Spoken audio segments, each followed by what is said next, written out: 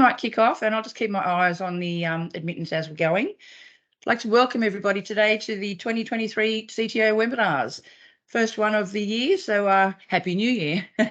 I'm coming to you today from the Gandangara land in Liverpool, and before we start, I'd like to begin by acknowledging the traditional owners of the lands on which we meet today.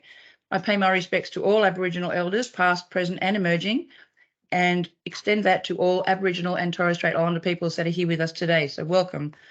Today we're going to hear about fatigue insights and management within the workplace to community transport operators. Drivers of community transport vehicles could be considered at high risk of being affected by fatigue whilst driving community transport vehicles and their clients. When one considers that a motor vehicle is considered a workplace under work health and safety laws, there is a duty of care by employers to provide a workplace that is safe and as risk-free as practicable.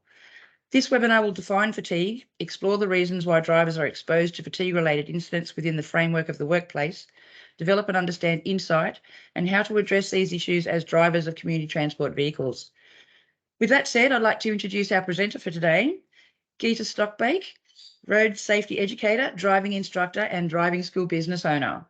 Geeta is a road safety advocate and educator with over 15 years' experience in the road safety and driver education space, starting in 2005 with RIDER, which is the Rotary Youth Driver Awareness School Program, progressing into Transport for New South Wales Safer Driver Course Facilitation and Coaching, driver mentoring for disadvantaged youth, and branching into workplace low-risk driver training on behalf of National Driver Education, a leading provider of driver education in Australia and the Pacific Nations, and CTO partner.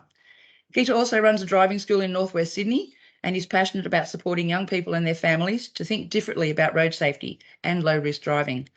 Driving safety is a personal responsibility requiring self-awareness and insight. Beyond that, road safety is a societal obligation we are all stakeholders in. And at home, Geeta keeps herself very busy wrangling two young boys who are very active, and her goal this year will be to teach her 16-year-old twin godchildren to become safe drivers. You're certainly one busy lady, Geeta. So without further ado, I'll hand it over to you if you'd like to kick off the presentation. Good morning. Thank you all for tuning in. How is my volume there? It's fine. I can hear you okay. Perfect. Thank you for that intro, Vicky. I appreciate it. And I will scrap the whole first page of what I was going to say. So sorry. Look, I must confess this is my first time facilitating an online training format, so I'm hoping that the technology is kind to us, but so far so good. As Vicky said, my name is Geeta and I'm presenting this session today on behalf of Ross Bano from National Driver Education, and no doubt most of you may have either heard of him or met with Ross or undertaken some kind of low-risk driver training with Ross within your individual organisations. Ross has a really proud history and is an extremely passionate man. Road safety is his passion, and driver fatigue is definitely one of those areas that he is particularly passionate about, and it's important. Road safety is everyone's responsibility, and we have a very important role to play, not just as individuals, but employees, employers, volunteers, and more broadly as an organisation. We have a responsibility, I think, to create and inspire a culture of road safety. And that really starts with a positive road safety leadership approach. Now, I actually can't see any of you. And if you have a comment that you would like to make throughout this presentation, and it's something you feel would really benefit all, please chime in, perhaps pop your hand up, and Vicky will be able to let me know that there's someone that would like to add something. As I'm not able to see you, I'm able to see my presentation, which I'm screen sharing with you at the moment. So Vicky will facilitate that, and I'm happy to take questions as we go. Otherwise, there will most definitely be a question and answer time at the end. I will do my best to answer any questions. Anything that I can't give you an answer on, I'll refer to Ross, and Vicky, if you need his contact details, we'll be able to put you in touch with him. So hopefully this morning, you'll gain an insight into fatigue, how driver fatigue can affect us all and ways that your drivers can better manage fatigue in the workplace. Because as Vicky said, you know, the vehicle is considered part of our workplace. We therefore, you therefore, as operators, have a real obligation to create a safe workplace and to continually endeavour to improve the safety in that workplace, in that vehicle, on the road.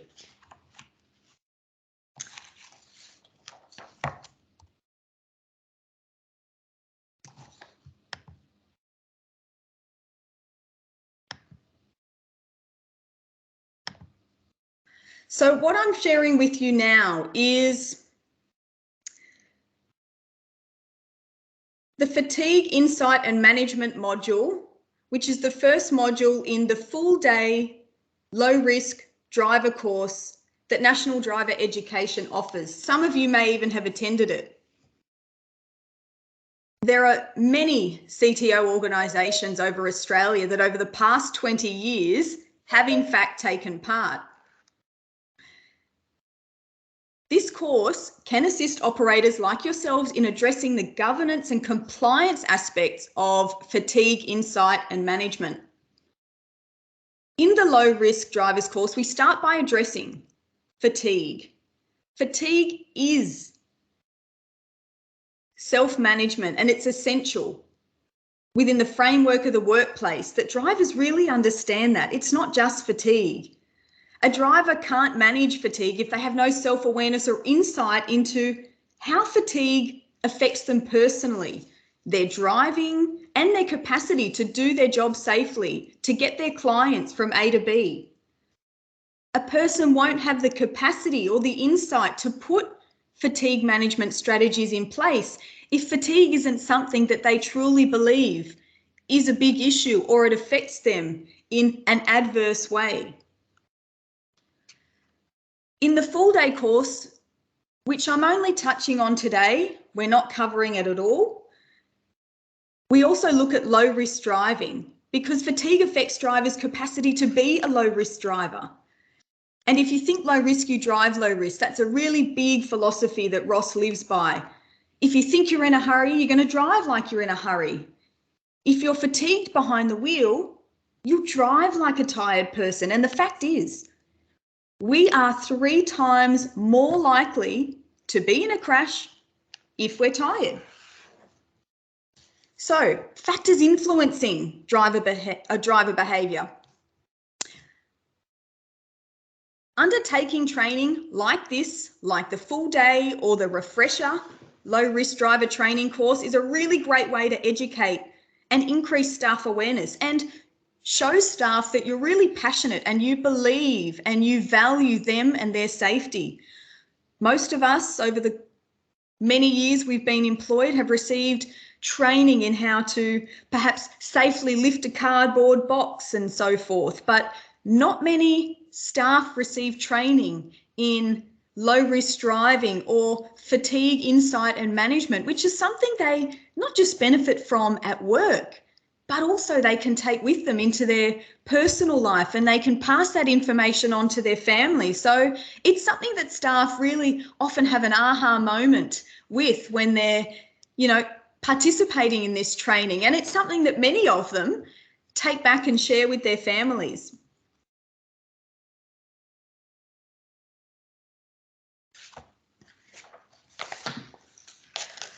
From an organisational perspective, and I'm trying to link this back as best I can, it could be that having a really robust road safety policy and having or holding staff accountable for breaches or reviewing as a team, perhaps informal team meetings or something more formula, reviewing crashes, near crashes, providing training, ensuring that workers are competent to travel and aren't impaired. And it might be a simple checklist question that forces people to really ask themselves that question before they start driving, perhaps part of a pre-departure checklist. You know what? Simply having a really approachable manager who creates a safe space for staff to feel like they can go and speak up and tell someone if they're really not feeling they're in a good headspace, or maybe too fatigued to drive for X, Y, and Z reasons. And there's a number of reasons. And I must say, only last week, and I was just sharing this with Vicky, I attended a Bathurst CTO training day, and I was chatting informally with some of the staff, and, you know, they were all really positive about this fabulous manager they had, and they felt that no matter what, if the drive was too big and they felt that they couldn't safely undertake it on this particular day for any reason, they just needed to call, and they never felt like there was any stigma attached, and there was no questions asked, and they felt she was a really approachable person, and the company valued and expected them to really own that fatigue and how it could affect their driving or their capacity to fulfill their job. Fatigue does affect a driver's capacity to perceive and respond to hazards. And it's very hard to see that child, or, you know, if you're in more rural or remote areas, perhaps that kangaroo or that cow or even that car at the intersection or pulling out of that driveway. And should you be able to react in time or be quick enough to get your foot off the accelerator and onto the brake when you're fatigued, the impact or the speed at which you impact will be much higher if you're fatigued than if you were not. So fatigue does increase the prevalence of high speed impacts, and they have catastrophic outcomes. And I'm not sure if there's anyone that has had an experience recently within their own organisation with maybe a fatigue related crash, or maybe something personally outside of the organisation. Feel free to pop your hand up and chime in and share it with the group. Otherwise, I'll continue. The course also covers the higher order skills, because fatigue can impair our capacity to complete those higher order thinking skills that we often do without even realising we're doing it. You know, anticipating what other drivers may do, predicting the outcomes of traffic situations, assessing and evaluating driving situations. We also cover safety devices in the full day course. You know, what are some of the safety features that the various vehicles can have? Anything from airbags, ABS brakes, the seatbelt, the tyres, how to use them and check them. I suppose from an organisational perspective now, considering what safety features in the vehicles are really valuable when you're purchasing. And I was even thinking, and this may be something that you already do, I'm not sure, but even in induction training that incorporates for new staff some of the features on certain vehicles that they may not be familiar with. And being really thorough, never expecting that people know these things, because a lot of people don't. Most people don't even know how to check whether the car has ABS brakes, or what it feels like if ABS brakes are activated, and if they are, what you should do. The safety cushion, the 3-second following gap, you know, we call it many things, but we look at why that safety cushion is really critical to protect driver safety, because fatigue can impair our capacity to not just create that safety cushion, but protecting it. And ironically, it's when we're really tired that we need an even greater safety cushion, but that awareness is often lacking, and that then increases the risk and in turn our reaction time. And we can see where, you know, it just gets worse and worse. And then lastly, intersection safety. Fatigue compromises our capacity to navigate intersections safely. I mean, even on our good days, certain intersections can be challenging. And I'm sure in your own areas, there are crashes that occur more often at particular intersections. And, you know, thinking about what is it about those intersections that make it unsafe? Or do you think it is perhaps the driver at certain times of day? Is it fatigue that perhaps plays a role? And lastly, in the full day course, the nighttime driving and country driving, eco driving, and then a review is something that's covered after lunch, after people have been out in the cars and done the on-road assessment, where they put everything together, that visual, that audio, that kinesthetic learning experience. So now we're going to look at some crash facts. On any given day, when you're driving your car, looking out the window, did you know that 66% of all road users are on a work-related drive, either as part of their work or driving to and from work? And in New South Wales, specifically, 1 in 4 deaths on New South Wales roads are people driving for work. Driving is hands down one of the riskiest things that we will ever do in our lives. And if we do it as part of our job, as many of you do, as many of your staff do, this risk is something that should be managed accordingly from an organisational governance perspective. And we have an obligation and a corporate responsibility to do that. So 30% of workplace fatalities are attributed to road crashes. So managing road safety risks actually reduces the risk to your workers and others from being killed and perhaps seriously injured on the road. And we can never underestimate the injuries as well, some of them tangible, not so tangible. In fact, I recently read a WorkSafe Australia report from 2019, and it outlines some of the really alarming statistics about fatalities in a few key industries. And it just chose a few top 3 industries, and transport was one of them. Which CTO would come under? Vehicle crashes were responsible for 43% of workplace fatalities, and that was up on previous years. And workers over 55 years accounted for 40% of these fatalities.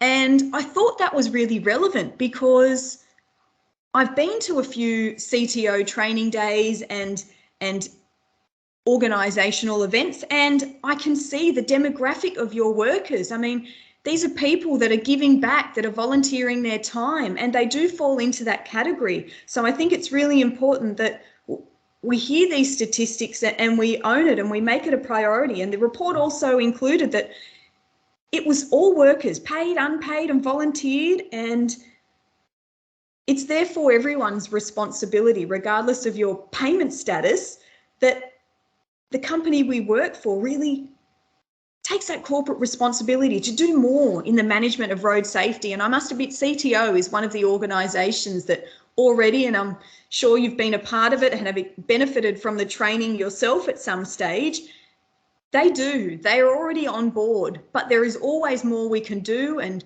staff appreciate. I can see that sometimes when they've heard it once or twice before, it just reaffirms the importance of it, and maybe they've forgotten and we become a little bit complacent. So it's nice to keep reminding ourselves.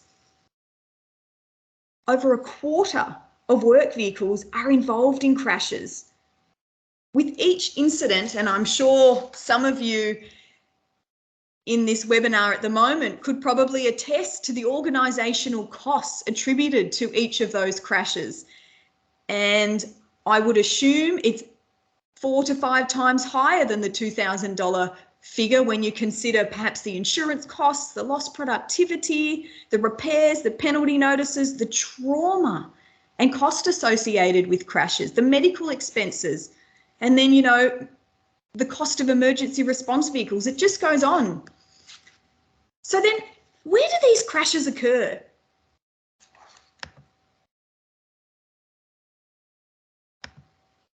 They often occur at intersections. And by intersections, we mean roundabouts. Sometimes roundabouts are upgraded to traffic lights, T-intersections, crossroads, which are possibly more prevalent in more rural or regional areas. Why? Well, although speed is still the #1 factor, often drivers are tired, they're rushing, they're speeding, or simply unsure maybe what the green or the orange or the red light means, or maybe all of the above. I'm not sure what your interpretation of what the green light means, and because I can't see any hands when I perhaps ask this question, I'll maybe just be a little bit presumptuous that maybe some people would assume green means go. you'd probably be like a lot of other people, but in fact, green means proceed with caution. And to proceed cautiously, we need to look left and right, not just once or twice, looking everywhere. And someone who's fatigued, perhaps, may not do this as well. What about the orange light? What do you think that would mean? Or an amber light, what would that require you to do? Most people would say, slow down. But we all know in reality, a lot of people would step on the accelerator and speed up to get through the orange light. When in fact, what the orange light requires us to do is stop safely. How can we ensure that we're doing it safely? We need to look in our revision mirror. This requires a very quick reaction time before we even hit the brake to determine whether we can do it safely. And this kind of instantaneous reflex checking in the revision mirror, this is something that a fatigued person struggles to do. If at all, they react in time. And unfortunately, because a lot of people perhaps are tired, and when they see an orange light, it's maybe too late. So they think, oh, I'll step on it and get through the intersection really quickly. Because they're fatigued, they may have missed the light change, or maybe it's red and they just didn't see it, didn't react to it. Then we have people traversing intersections at higher speeds, perhaps running the orange or the red light. So if we have someone that thinks green means go, boom, they're off like a rocket before they check left and right, we can see how this contributes to a majority of the crashes at intersections. Maybe in roundabouts, a lot of drivers really struggle. Who gives way to who? I mean, typically a lot of people say, give way to the right, but that's absolutely not the case. And this is something that's covered in the full day course. But gap selection and deciding when to go is something we do at intersections, roundabouts as well. And a fatigued person, their judgment around these things is really impaired. 60% of crashes are nose to tail crashes, so the rear enders. Perhaps Vicky, you could give me an indication of how many people have, with raising the hand, have been involved in or narrowly avoided being involved in a rear end crash. I dare say that there might be quite a few. No raised hands, so No maybe they're just raised not admitting to it hands. right now. Look, fatigue is one of those contributing factors that, I should say it is a contributing factor to many rear end crashes. And I dare say that that is also reflected in workplace crashes within your organisation. So what on earth is fatigue? Oh, before we go there, most crashes, yes, they're occurring in urban areas, but a majority of fatigue-related crashes do occur in more rural and small towns, maybe more regional centres. And it's not just on high-speed roads. It is also in the smaller towns or regional areas whereby people have maybe been travelling longer distances. So they're tired when they're driving in those towns, and it might be your drivers are tired before they even get to work. Fatigue does contribute to 20 to 30% of fatal crashes. That's a massive amount. And I dare say that's also underreported because it's very hard to detect or to prove that fatigue was an attributing factor when speed or perhaps alcohol or perhaps distraction was another very obvious factor to prove. So, what is fatigue? We aim to keep it really simple. Ross is really, really big on this. Fatigue, most people, when we ask this in a training session, would say, yeah, fatigue is being sleepy, it's being tired, it's being exhausted, it's being knackered. Do you think that being sleepy is worse than being tired? Is exhausted worse than being fatigued? Do you agree that exhausted or fatigued driving is a risk? Is it then an avoidable risk? Is it an acceptable or unacceptable risk? So what else then can severely impair our judgment or decrease our ability to judge our own level of fatigue? Well, perhaps if we replaced that word fatigue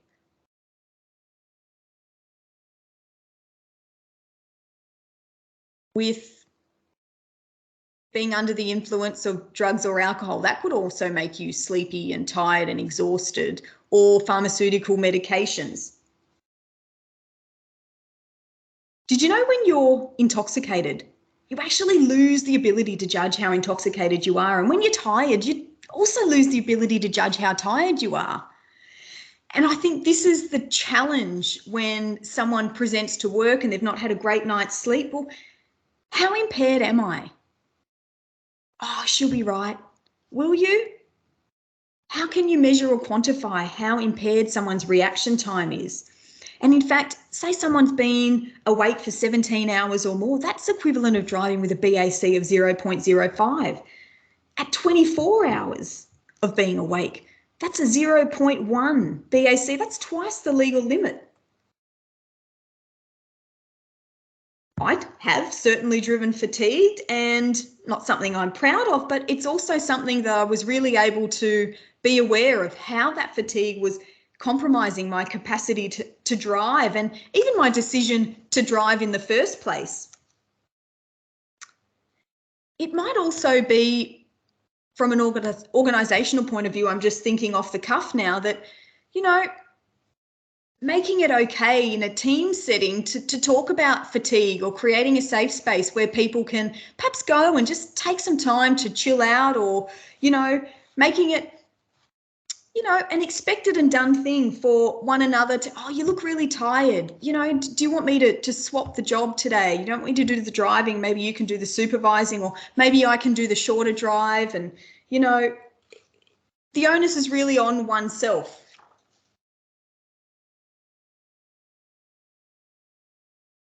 So why do people drive while they're tired?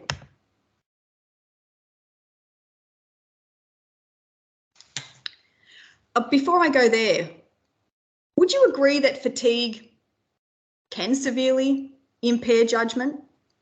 I certainly would. And it might be you're driving. In fact, you just woke up. You got in the car, you're on your way to work, didn't have a great night's sleep. You reverse out of the driveway. Oh, geez, hit that letterbox. Oh, didn't see that car parked behind me. So now you've had a crash pulling out of your own driveway. What's that attributed back to? Maybe fatigue. Ross likes to refer to this learning tool. It's a fatigue wagon wheel. Imagine a wheel or a rim, or maybe a bike tire, the spokes. You've got at the heart of it, at the nut, fatigue. And all these crash scenarios often can be traced back to fatigue as being one of the core contributing elements to that crash. And fatigue can decrease our ability to judge our own level of fatigue.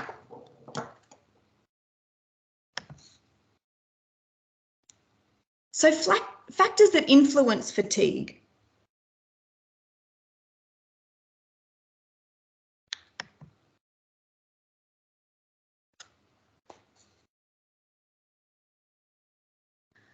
Has anyone heard of cognitive dissonance?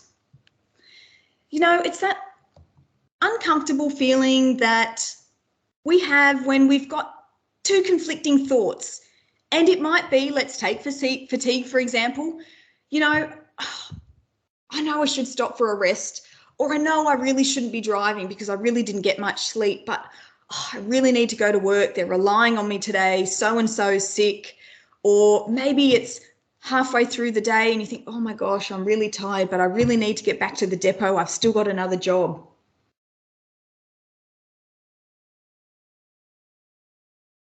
So how do you break cognitive dissonance? Well, you really do have to change your behaviour, change your beliefs, and justify that your beliefs and behaviours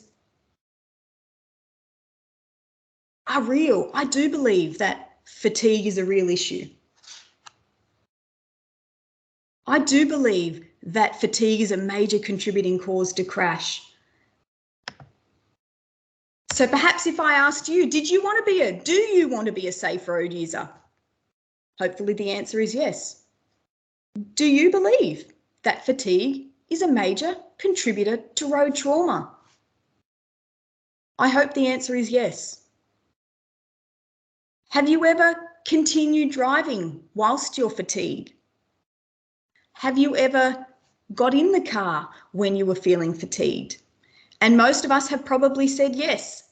And there we have cognitive dissonance. We know it's not safe. We know we shouldn't be doing it, but a lot of us have. We have done it. So why do we do it? The cost of stopping is often perceived to outweigh the benefits. Is it really? What is the real cost of you just taking that extra 10 minutes of your lunch break before the next job and maybe having that power nap?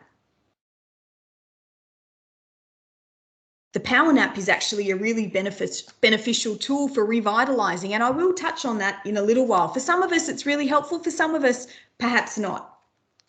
But arriving 10 minutes later to pick up, Mrs. Smith for her weekly outing, if it ensures that you arrive there safely,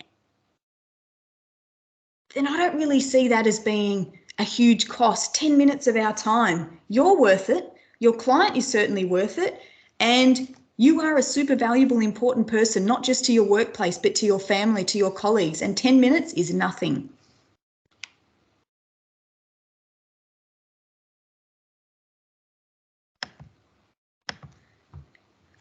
What is the real benefit of taking that 10 minutes or taking that day off if you feel you're really not in the best headspace, perhaps as a result of fatigue? You may just have saved your life or the life of somebody else. No one is ever going to give you a pat on the back for saying, you know what, I'm too tired, I really can't drive today. But it is your personal responsibility. We need all drivers to be safe, low-risk, responsible drivers so that their actions don't pose an unacceptable risk, not just to our safety, or our own safety, but also that of your clients. You all deserve to get home to your loved ones safely. Your clients deserve to get home safely. And if you truly believe that fatigue does compromise your capacity to drive safely, and it is a real risk, then it's something that we really do need to step up and self-manage. So, when does fatigue typically occur for us? We're all a bit different. Usually, many of us will start yawning at about 9 o'clock at night. We're ready for bed. Some of you may be more night owls, especially if you've got young people in your life. They stay up till all hours on their technology. They also tend to struggle in the morning. Our pineal gland squeezes out the melatonin that floods our body with the sleep hormone. We're being drugged by that sleep hormone, which is why we're feeling so drowsy at night and in the early morning. For us, probably at about 8, 9 o'clock at night is when our body starts producing the melatonin until about 4, 5, 6 in the morning. So driving outside of or during these times, it's understandable that you'd feel tired, but it's not just then, it's also in the afternoon. Between that 1 to 3 o'clock time, in some countries, the siesta, which lasts for a couple of hours, is something that's very typical after a midday meal so that they can relax, reduce fatigue, increase alertness, improve mood and memory and performance and reaction time. Critical skills, I dare say, for your staff to perform their duty safely and to enjoy work as well.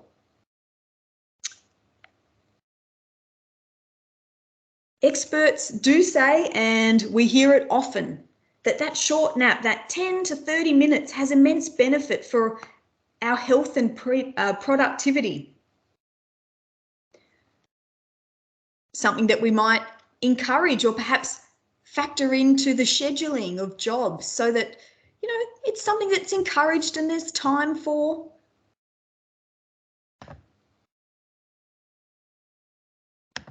Circadian rhythms is something that we've all heard about for many years. You remember Dr. Carr with the clocks all over his shirts? Circadian rhythms are a physical, mental, and behavioural change that follows a 24-hour cycle. And the times when fatigue-related crashes occur tends to coincide with these times that the body's circadian rhythms dip and cause us to feel sleepy, such as at night when we'd normally be asleep, and to a lesser extent in the afternoons. It's our internal body clock, if you will.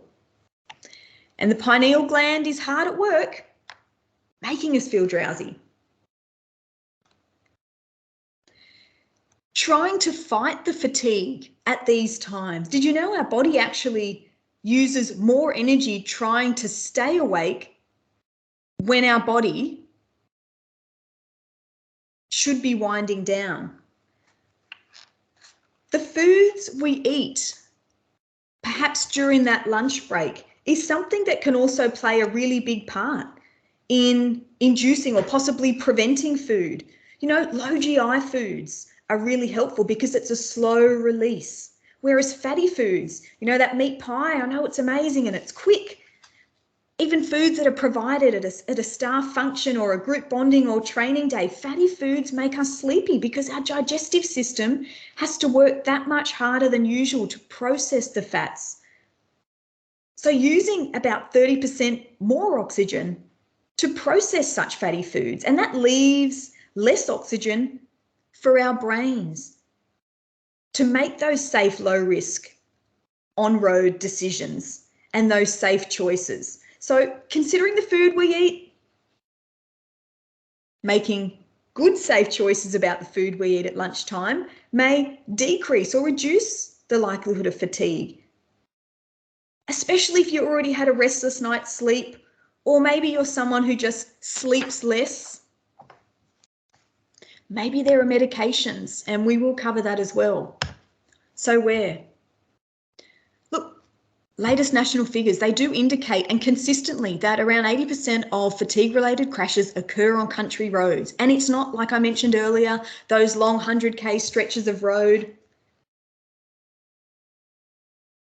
I know the long distances are a factor between towns, the higher speeds that we travel at, often solo drivers, perhaps less safe vehicles if they're used on the farm for other purposes as well. Maybe poor road conditions, quite winding and undulating roads, maybe wandering livestock or wildlife. Certainly contributing factors that metropolitan areas may not encounter as much. And then 20% of fatigue-related crashes occurring on urban roads, but typically it's still around those same times. There might just be different factors at play. So fatigue, beg your pardon. So fatigue management, what can we do? And it just sounds so obvious, and you know, we hear this stuff, but a really good night's rest. The only cure for fatigue is a good night's rest, and we need to take personal responsibility for that fatigue management aspect because we acknowledge that fatigue does compromise our capacity to function, to do our job. It may also be that planning a trip so that it includes a break every 2 hours, or, you know, if you need a break every hour, that's fine. Factor that into your schedule. Taking a nap if you need it. I think manageable workloads is also, and realistic timeframes for drivers to complete the jobs for the day, scheduling in the breaks, avoiding scheduling drives that are maybe too early or too late in the evening, particularly for staff who maybe have come to you and said, you know, I'm not a morning person, or others might be. And for some people, it might be any jobs after midday. They just really struggle. They know they're at increased risk, but you know, you're not mind readers. We need people, we need our staff to come and tell us these things so that we can work with them. It's a collaborative approach. Correct seating position. It sounds really silly, but correct seating position does reduce fatigue and it improves comfort. I know some would disagree with that because they like a really reclined seat, but you know, having an upright seat just greater than 90 degrees increases vision and control and safety. And it's important that drivers really take the time to make those adjustments to the car or to the vehicle when they get in, and to adjust the controls to suit them. Because this in turn will also, in the event of an injury or a car crash, will prevent injury from the airbag. And the airbag is one of those things that works in unison with the seatbelt. We also need to ensure that, you know, our steering wheel is the correct distance, you know, 30 centimetres from our body. And the hub of the steering wheel is not facing our face, because in the event of the airbag being deployed at 300 k's an hour, it inflates and deflates in 70 milliseconds so quick you won't even notice it. People sometimes say, oh, the airbag didn't go off. No, it just went off so quick you didn't even see it. But you need to be wearing your seatbelt. Your seat needs to be in the correct position for all of those factors to be able to work in unison and keep you safe. If you find on a drive that you're winding down the window because you're feeling tired, for goodness sakes, pull over because you're tired. It's your body's strategy for trying to keep yourself awake. In fact, the World Health Organization states that on average, or should I say 2 average-sized people in an average-sized car, whatever that is these days, after about 20 minutes of breathing recirculated air, you know, that function that most cars have, we've depleted the safe levels.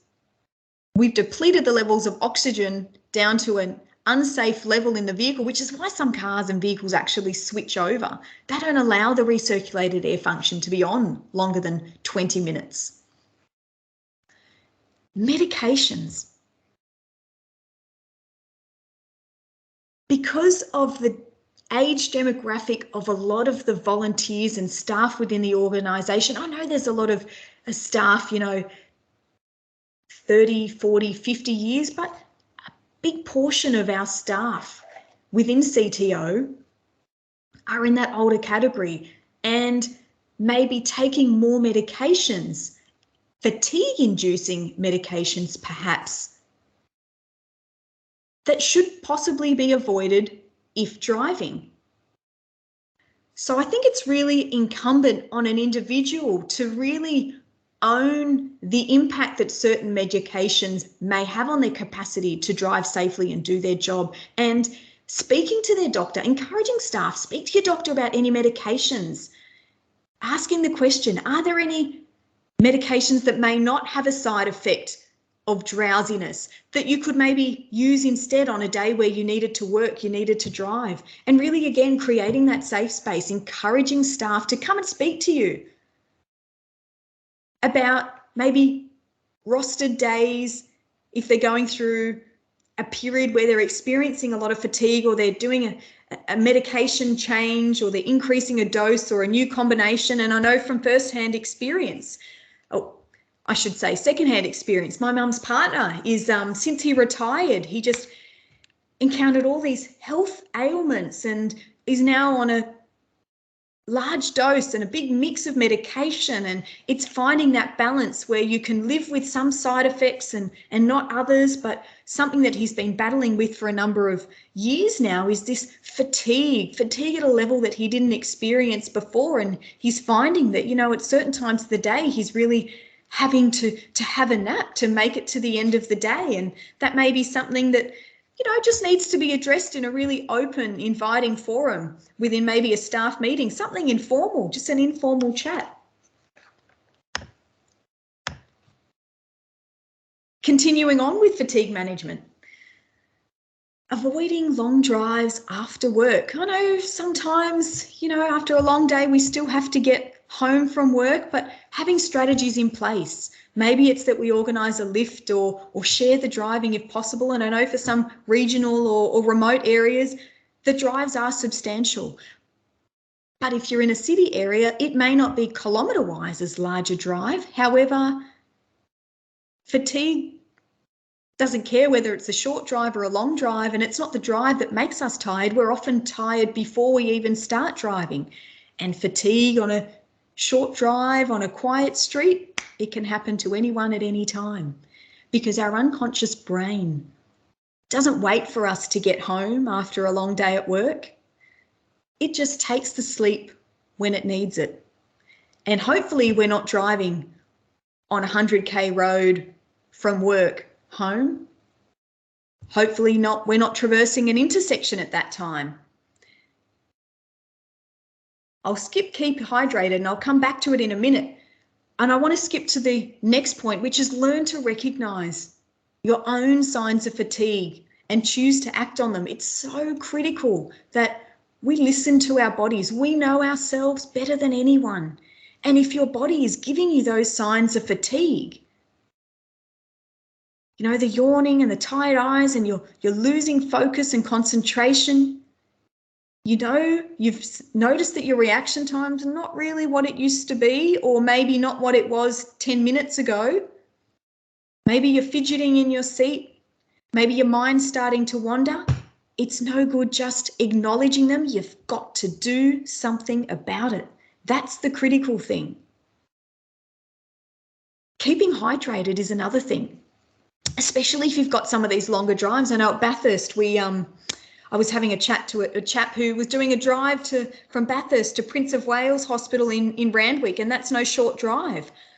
So on a drive like that, planning your stops, having a good night's sleep, possibly having someone to share the driving with, maybe swapping halfway, or once you're driving home, someone else can do the driving. But keeping hydrated is a nice little tip, because sometimes we will hold it, even if we need to go to the bathroom, for as long as we can. But if we're drinking water, it forces us to stop, to get out, to walk, to suck in that oxygen, and all things which help reduce fatigue and contribute to road safety, keeping us safe.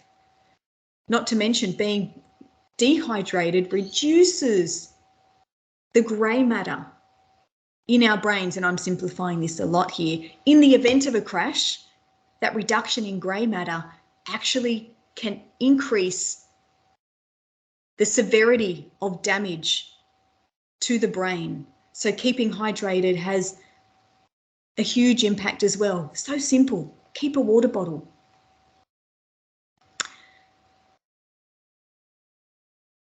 One of the signs of fatigue that most of us have probably experienced at some stage, some more than others, is microsleeps. Oh, they can occur at any time. Doesn't matter who you are.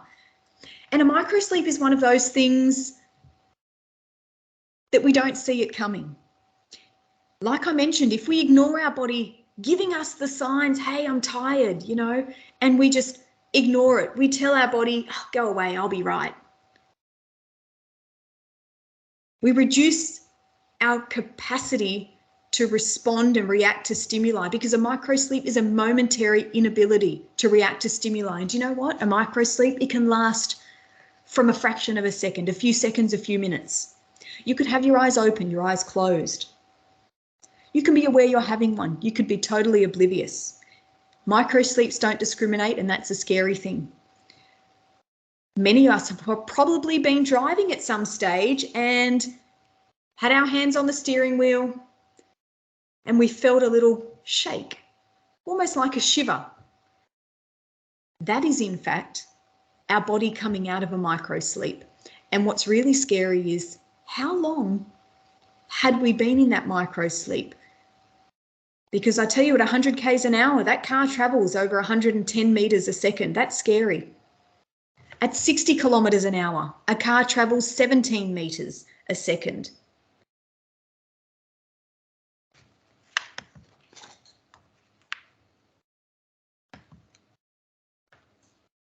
Don't know if anyone has had an experience with a micro sleep behind the wheel, anything they would care to share.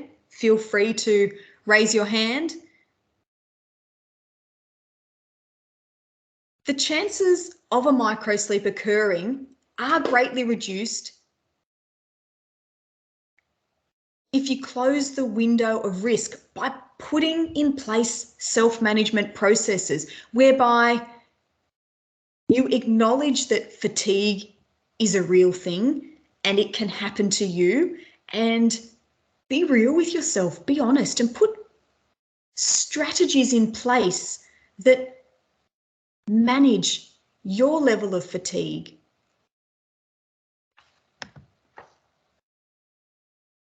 So I have simplified that a lot and condensed it quite a lot and taken a few slides out from what our full day fatigue management and insight module would look like.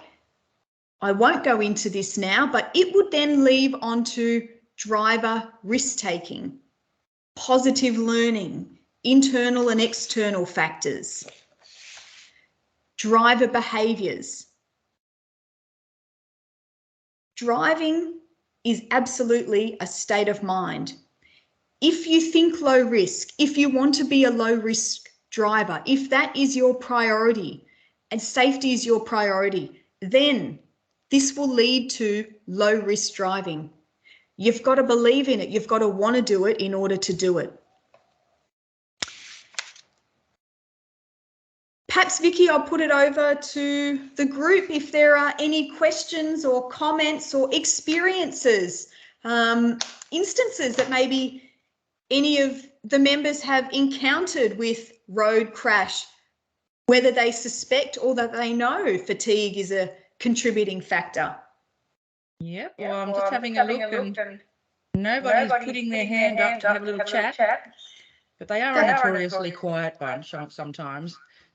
That's okay. Look, it's definitely something that at a later stage we could always add a part 2 response to if there are any questions, whether myself or Ross or Keith engages or, you know, provides response to any questions. But I thank you for your time, and thank you all for your time, and hope that you found it valuable or a refresher, and just, you know, really challenges us as an organisation, as a people, to own our own fatigue and the impact that it can have on our safety on the road. But it's not just us, and nothing we do on the road affects just us. It has wider implications for other road users, for our clients, for our family, for our employees, for our colleagues. Yeah, exactly right. And thank you very much, Geeta, for actually coming on today, and also extending some thanks to Ross for helping put this presentation, everything together for us. It's been very valuable and insightful with some of these almost disturbing facts and figures, really, that relate to fatigue management and how drivers really suffer, and have to own responsibility of it to make it a safe driving world for everybody. Absolutely. We're all in it together. Thank you.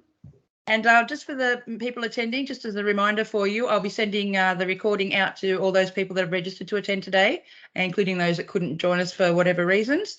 And I'll also put in Ross and Geeta's contact details into our member update this week, just in case you'd like to reach out independently and have a chat with them about further topics or information pertaining to this presentation today.